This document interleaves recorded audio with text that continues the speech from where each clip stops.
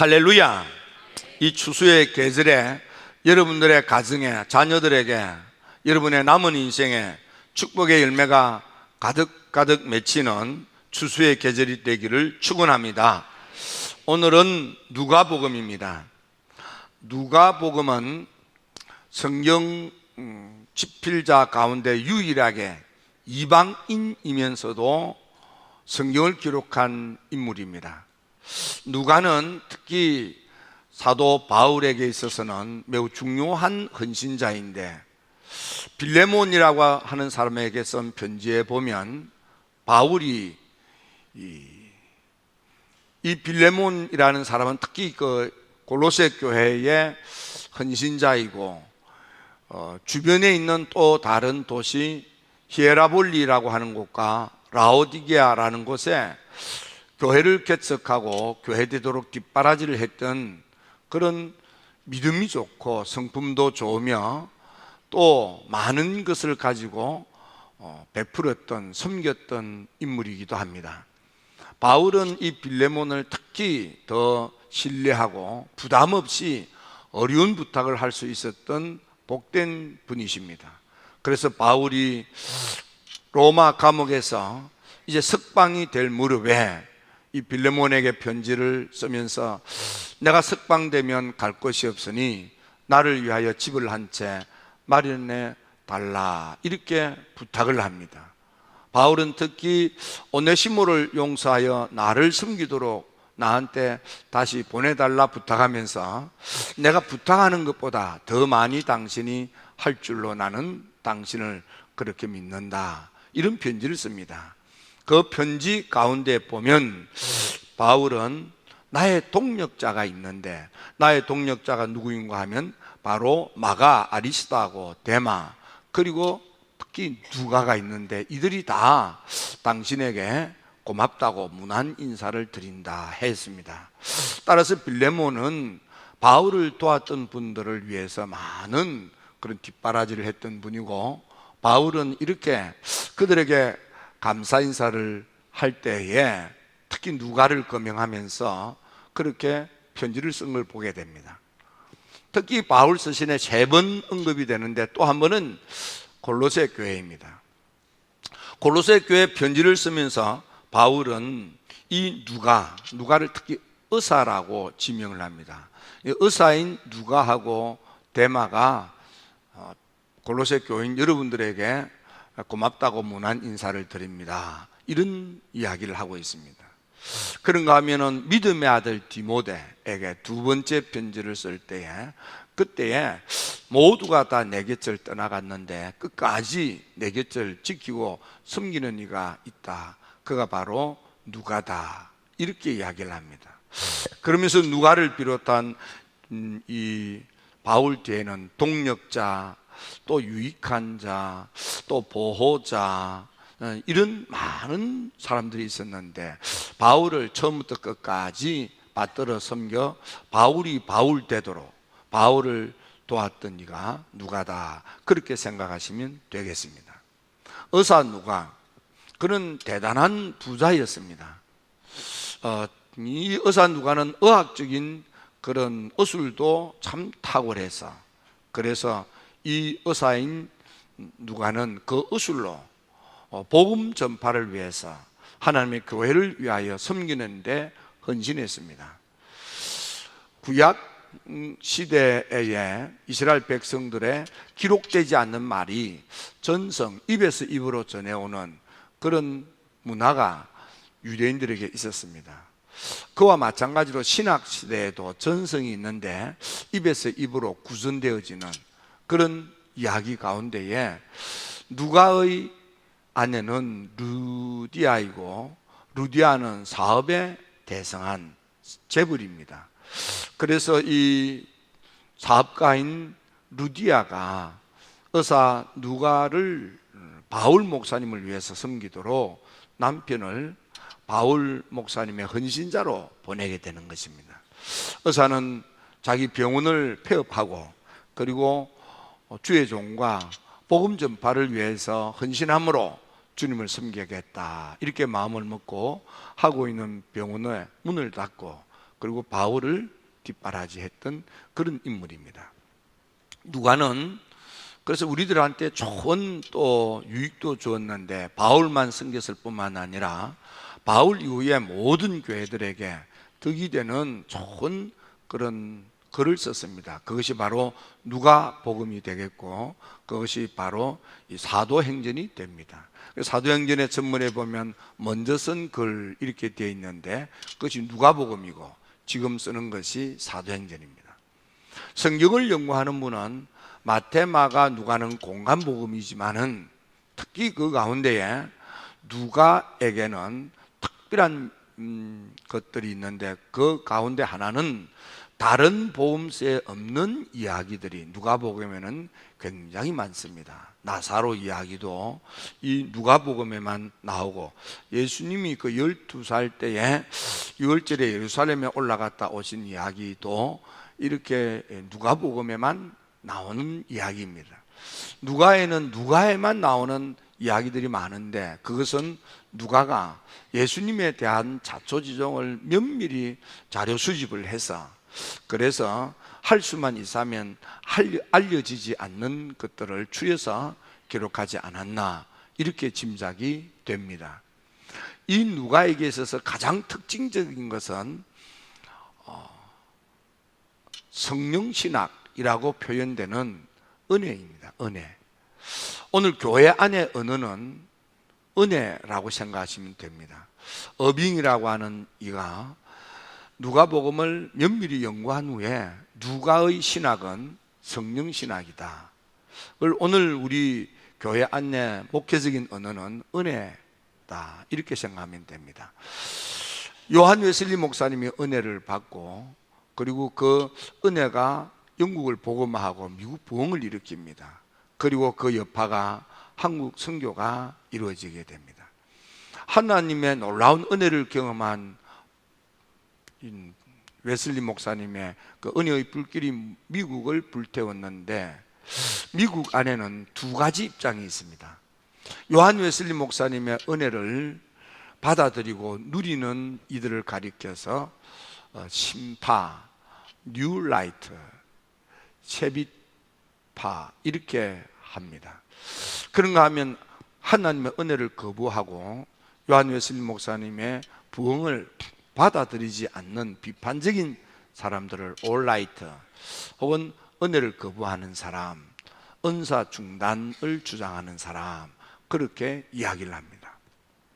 우리 감리교회는 은혜 운동을 하는 교회입니다. 누가복음은 바로 이 은혜 곧 성령의 주도적인 역사에 대하여 다른 어느 성경보다도 더 강조하는 것이 누가입니다. 그래서 누가복음과 사도행전은 바로 성령의 행전이다 이렇게 언급할 만큼 성령 하나님이 얼마나 주도적으로 역사하셨는지를 보여주고 있는 것입니다.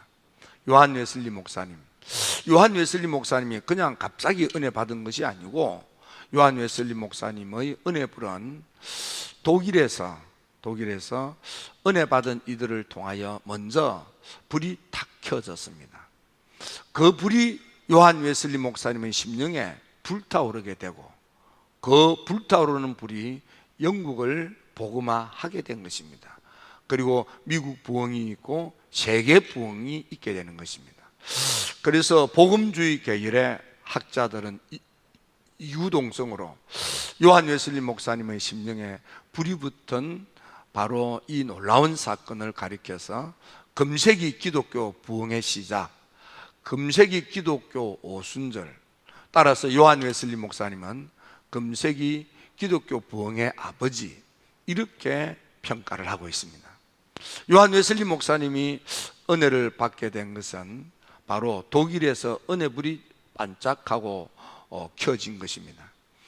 독일의 이 은혜 운동을 학자들은 경건주의라 이렇게 이름을 합니다. 경건주의 신학의 토대를 완전히 쌓았던 이가 있는데 그 사람이 술라예르 마허라고 하는 분이십니다. 이분은 원래 병원 원목 생활을 하다가 그리고 원목 생활에 해이를 느낍니다. 사람들이 병원에서 치료를 받음에도 불구하고 그것을 누리지 못하고 치료를 받고 건강을 회복하는 사람보다 죽는 사람이 더 많은 것을 보면서 갈등을 갖게 됩니다. 그래서 독일 경건주의라고 하는 은혜 운동을 하는 데서 하나님께 무릎을 꿇고 기도를 하다가 은혜를 받게 됐습니다. 은혜를 받고 보니까 깨달은 게 있습니다. 하나님의 은혜는 머리로 받는 것이 아니고 가슴으로 받는 거라 이 말이에요. 오늘날 많은 현대인들은 계몽주의 이후에 곧 합리주의, 이승주의 물에 빠져서, 그래서 이 헤드, 머리로 언더스탠딩, 이해하는 것만 받아들이는 거예요. 하나님의 은혜는 신비한 것이기 때문에 인간의 머리로 이해하여 받아들이는 것이 아니라 이 말이에요. 그래서 성서 지식이나 신학적 소양 가지고 은혜 받는 것이 아니더라 이 말이에요.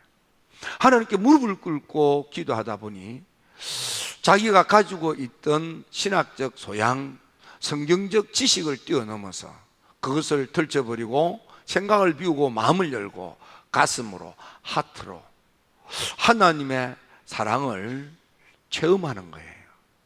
그래서 구원받는 참 믿음은 체험을 통해서 체득되는 거라 이 말이에요. 가슴에 확 와닿더라는 말이에요. 신학적인 소양, 성서적 지식 가지고는 가슴에 와닿지 않았는데 하나님의 은혜가 임하니까 내 가슴 속에 내가 얼마나 죄인인지, 근데 이 죄인된 나를 버리지 않고 하나님께서 사랑 때문에 그 아들 예수님을 십자가에 못 박아 그 피로 내 모든 허물과 죄를 다 속량하고 대속하고 죄사함 받아서 내가 구원을 받았구나, 이걸 가슴으로 필링 느끼는 거라. 그래서 이 독일 경건주의 운동의 신학적인 그런 기초를 쌓았던 이 토대를 완전히 쌓은 슬라예르마는 신학이라고 하는 것은 바이블이 아니고 신학이 잣대가 아니고 하나님의 은혜가 먼저이고 하나님의 신비한 은혜를 이성적으로 서술하는 것이 신학이다. 신학 안에서 은혜 체험이 있는 것이 아니고 은혜 체험을 하고 난 뒤에 이것을 어떻게 이해하고 해석하고 받아들일까 하고 노력하는 것이 신학이라. 그래서 신학자, 신학적이라는 말에 여러분들이 속으면 안 된다 이 말이에요. 은혜가 먼저고 은혜가 근본이고 그 받은 은혜를 어떻게 내가 받아들이고 내 생활에 적용할까, 그렇게 해야만 된다 이 말이에요. 그러니까 하나님의 은혜가 뭡니까? 사도 바울은 에베소 교인들에게 편지를 쓰면서 에베소 4장 30절을 보니까 성령 하나님을 근심케 하지 말라. 왜? 성령 하나님께서는 보증으로 우리를 인을 치신다. 우리 심장에 도장을 팍 찍는다 이 말이에요. 성령이 임하셔서 우리 가슴에 도장 찍듯이 하나님의 사랑이 우리 안에 확 부어진다 이 말이에요. 와 닿는다 이 말이에요. 이게 인치는 거라 이 말이에요. 여러분들, 그래서 여러분들이 이 가을에 여러분들 생각의 사람이 되지 마시고 가슴으로 하나님의 사랑을 뜨겁게 느끼는, 그래서 그 가슴에 와 닿는 하나님의 사랑으로 말미암아 여러분의 심령이 불타오르는 그런 참된 믿음, 구원받는 믿음, 능력 있는 성도가 되기를 주님의 이름으로 축원합니다. 그래서 헤드로 언더스탠딩 하는 게 아니고 믿음은 하트로 필링 하는 거예요.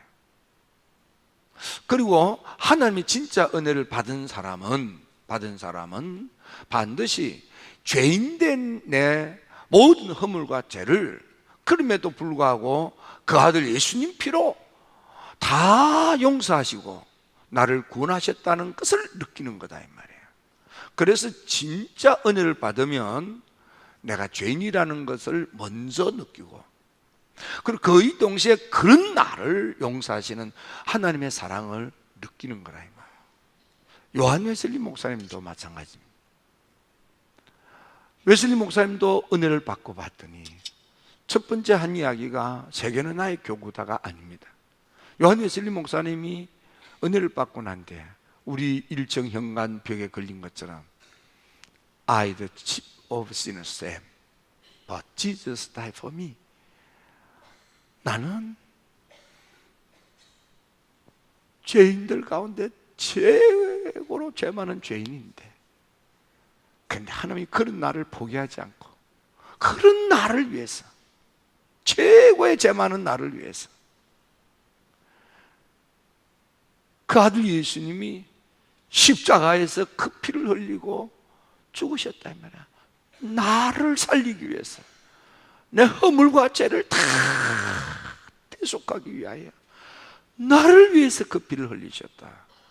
이게 가슴에 확 와닿는 거예요. 이게 하트로 필링하는 거예요. 그래서 우리 감리교를 가르쳐 체험의 종교, 은혜를 체험한다 이 말이에요.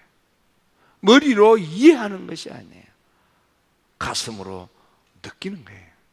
그러면 이 가슴으로 받아들이는 거예요. 그래서 마음의 종교라고 표현하는 거예요. 여러분, 이 느낌이 정말 주님의 보혈의 대속이 여러분의 가슴에 와닿는, 여러분의 심장 안에서 뜨겁게 체험되는 그런 은혜 체험이 여러분에게 있게 되기를 주님의 이름으로 축원합니다. 그러면서 정말 그 사랑을 가슴에 체험을 하면 그 다음부터는 내 마음이 전심으로 온 마음 다하여, 전심으로 온 마음 다하여 하나님의 그 죄 많은 나를 포기하지 않고 용서하신 주님의 십자가의 피가 가슴에 와닿는 바로 그 순간, 내 모든 허물과 죄가 대속받은 사함을, 죄사함을 경험하는 그 순간부터 내 가슴 속에는 전심으로 온 마음 다하여 하나님에 대한 전적인 신뢰, 하나님에 대한 전적 의존의 감정, 하나님에 대한 절대 믿음이 확 달아오른다는 거예요. 그렇게 마음이 확 쏠려버린다는 거예요. 그 절대 의존의 감정, 전적 신뢰가 된다는 거예요. 오늘 여러분들의 마음속에 이런 놀라운 웨슬리가 가졌던 가슴에 와닿는 이 뜨거운 신앙이 여러분의 신앙이 되기를 주의 이름으로 축원합니다. 근데 웨슬리는 이 은혜를 받으면 이건 대단히 주관적이고 개인적인 거라.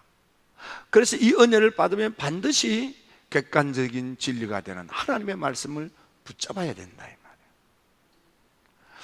말씀은 있는데 은혜가 없는 사람이 율법주의자예요. 물론 많이 알고 떠들기는 하는데 거듭남이 없는 거예요. 그 가운데 한 사람이 누구입니까? 아볼로라 이 말이에요. 사도행전 18장에 보니까 아볼로가 성경에 박식해, 말재주가 있어, 많은 것을 배워서 열심히 목회를 해요. 그러나 그 목회 현장에 어떤 감동도, 어떤 거듭남도, 어떤 능력도 없더라 이 말이에요. 결국은 손을 들고 떠났다 이 말이에요. 그리고 19장에서 바울이 그곳에 왔다 이 말이에요. 비어있는 교회, 문 닫은 교회, 교인들만 한 12명 남은 교회, 은혜가 없는 교회, 생기가 사라진 교회, 어깨가 축 처진 교회, 맷 빠진 교회, 거기 바울이 와서 하나님의 말씀도 지냈지만은 성령이 임했더니 드디어 부흥하는 에베소 교회가 되었고, 그 어려운 박해 시대에 교회들을 지탱하는 중심교회로 우뚝 섰다 이 말이에요. 그와 비슷하게 웨슬리 목사님도 은혜 없이 말씀만 붙잡을 때는 그의 신학 지식과 성경 지식으로 탁월하게 설교했으나 어떤 가마도, 어떤 감동도, 어떤 거듭남도, 어떤 부흥의 열매도 없었다 이 말이에요. 사람들로부터 참 설교 잘한다, 참 설득력 있다, 참 대단하다, 뭐 이런 평가는 받았으나 웨슬리 목사님이 스스로 고백하되 내 교회 안에서 내 설교를 듣고 어떤 감화, 어떤 감동, 어떤 치유, 어떤 변화, 특히 거듭남, 구원의 열매가 없었다 이 말이에요. 그런데 은혜를 받고 봤더니 그랬습니다. 여러분, 은혜 없는 말씀 중심이 바리새인 율법사들입니다. 그러나 만일 은혜는 체험했는데 말씀이 없으면 이 또 신비주의로 가는 거예요. 이게 문제인 거예요. 그래서 이 독일 경건주의에서 은혜를 경험했던 이슬라엘 마도 하나님의 은혜 체험은 극히 개인적이고 주관적인 거예요.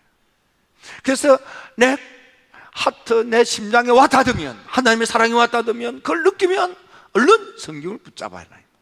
그래야 된다 했습니다. 웨슬리 목사님도 똑같이 하나님의 은혜를 체험을 하면 반드시 성경을 붙잡아야 되는데, 따라서 은혜 체험이 먼저고 그 다음이 말씀이라는 거예요. 은혜가 먼저다 이 말이에요. 따라서 죄인의식이 먼저고 그 다음 하나님의 사랑이, 은혜가 두 번째다 이 말이에요. 그 은혜를 먼저 받아야만 된다 이 말이에요. 오늘 목사님이 봉독한 성경은 누가복음입니다. 누가가 살펴서 기록하기를 하나님이신 예수님, 그분이 무슨 회개할 것이 있으면 무슨 은혜가 더 필요하겠습니까? 그런데도 하나님이신 예수님이 이렇게 물로 회개하고 믿고 기도하여 하늘이 열리고 성령 충만한 은혜, 하나님의 음성을 듣는 말씀 진리, 이 모습을 보이는 것은 너희들도 나처럼 이렇게 하고 살아야 된다는 것을 보여주는 거라 이 말이에요. 너희들도 나처럼 물로 회개하고 믿고 기도하여 성령 은혜를 받고 하나님을 만나 하나님의 음성을 듣고 그 말씀으로 무장하고 그렇게 살아야 된다는 것을 보여주는 거라 이 말이에요. 예수님도 성령 충만한 은혜와 예수님도 하나님의 음성을 듣고 말씀 진리를 붙들고 그리스도로 사역했다 이 말이에요. 그래서 성령의 충만함은 능력으로 나타납니다. 말씀은 진리로 무장하는 겁니다. 그래서 성령 충만한 은혜와 말씀 진리의 은혜가 조화를 이루고 균형을 이룬 분이 바로 웨슬리고, 바로 이런 성령 은혜와 말씀 진리를 조화를 이루어서 균형을 잡는 교회가 감리교라 이 말이에요. 그래서 감리교를 복음주의라고 한다 이 말이에요. 오늘 여러분, 그러므로 이 가을에 여러분들은요, 물로 회개하고 믿고 기도해서 성령 충만함을 받으셔야 합니다. 그리고 말씀으로 무장하셔야만 됩니다. 스가랴 선지자는 목사님도 목회를 할 때는 반드시 지팡이 둘을 가져야만 돼요. 하나의 지팡이는 은혜의 지팡이, 은총의 지팡이, 또 하나의 지팡이는 말씀 지팡이. 이 두 지팡이를 짚고 양무리들을 목욕할 때에 양무리가 살찐 양이 된다 이 말이에요. 모든 성도들은 이 성령 충만한 은혜와 말씀 진리로 충만함을 고르게 갖춰야 된다 이 말이에요. 요한 웨슬리 목사님이 우리 감리교도는 성령 충만함과 말씀 진리, 이것에 조화를 이루고 균형을 잡은 이들이 우리 감리교도이고, 감리교는 그러므로 복음적인, 그러므로 성경적인 성도다 이 말이에요.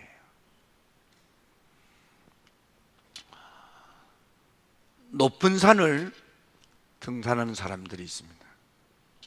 어떤 사람은 건강해서 그냥 이렇게 막 걷습니다. 막 이렇게 걸어갑니다. 어떤 사람은 한쪽에 지팡이를 짚고 이렇게 걸어갑니다. 근데 정말 힘든 곳에 가는 사람은 두 손에 지팡이 둘을 짚고 합니다. 그러면 힘도 덜 들고 안전도 하답니다. 아무것도 없이 그냥 맨손으로 막 하는 씩씩대면서 걷는 사람이 있습니다. 하나만 붙들고 걷는 사람도 있습니다. 그러나 둘을 붙들고 걷는 사람이 있습니다. 누가 제일 안전하냐? 둘을 붙들고 걷는 사람이 제일 안전하다 이 말이에요. 여러분들 혼자서 우리 신앙생활도 혼자서 씩씩대면서 팍 걸을 수 있습니다. 그러다가 헛발질면 과당하는 거죠 뭐. 또 지팡이 하나만 짚고 이렇게 갈 수 있습니다. 그러다가 지팡이 부러지면 또 고꾸라지는 거죠. 근데 지팡이 둘을 붙들고 내 다리로 걷는 거예요.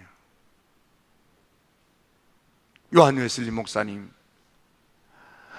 복음적 그리스도인, 성경적 성도는 인생길이 하늘나라로 가는 그 길을 걷는단 말이에요. The way to the kingdom.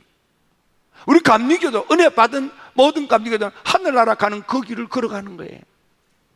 그 길을 걸어갈 때에 씩씩대면서 혼자서 막 걸어가는 사람이 있을 거예요. 어떤 사람은 지팡이 하나만 붙들고 어떤 사람은 은혜 하나만 붙들고 걷는 사람이 있다 이 말이에요. 그런데 진짜로 건강한 모습으로 균형 잡힌, 그리고 어떤 풍랑이 불어도 견딜 수 있는 이는 은혜의 지팡이와 말씀의 지팡이를 딱 붙들 때 가장 안전하다 이 말이에요. 여러분, 선택은 여러분들이 하는 거예요. 물로 회개하고 믿고 기도하여 성령 충만함을 받으셔야만 합니다. 이게 먼저입니다. 이게. 그리고 말씀 진리를 붙잡아야만 합니다. 배워야만 합니다. 읽어야 합니다. 들어야 합니다. 은혜 지팡이와 말씀 지팡이를 붙들고 이 가을에 여러분의 삶을 어떤 유혹이 와도 흔들리지 아니하고 어떤 위기가 와도 극복하며 가야 될 목적지 저 산 위에, 웨슬리 목사님 그래 보니까요 감리교를 갈 때 산 위의 교회라고 그랬어요. 힐탑 철치라고 했어요. 놀랬어요. 바로 저 산이 교회를 거쳐서 하나님 나라로 올라가는 거예요. 은혜를 충만히 받으십시오. 말씀으로 무장하십시오. 진정한 감리교도로서 많은 교회들에게 균형 잡힌 성도들의 모습을 보여주면서 삶을 어떻게 살아가야 되는가를 보여주는 모델이 되시고, 산 위에 우뚝 서서 산 아래에 있는 모든 무리들을 향하여 이렇게 믿고 살아야 합니다 하고 보여주는 여러분 모두가 되시기를 주님의 이름으로 축원합니다. 기도드립니다.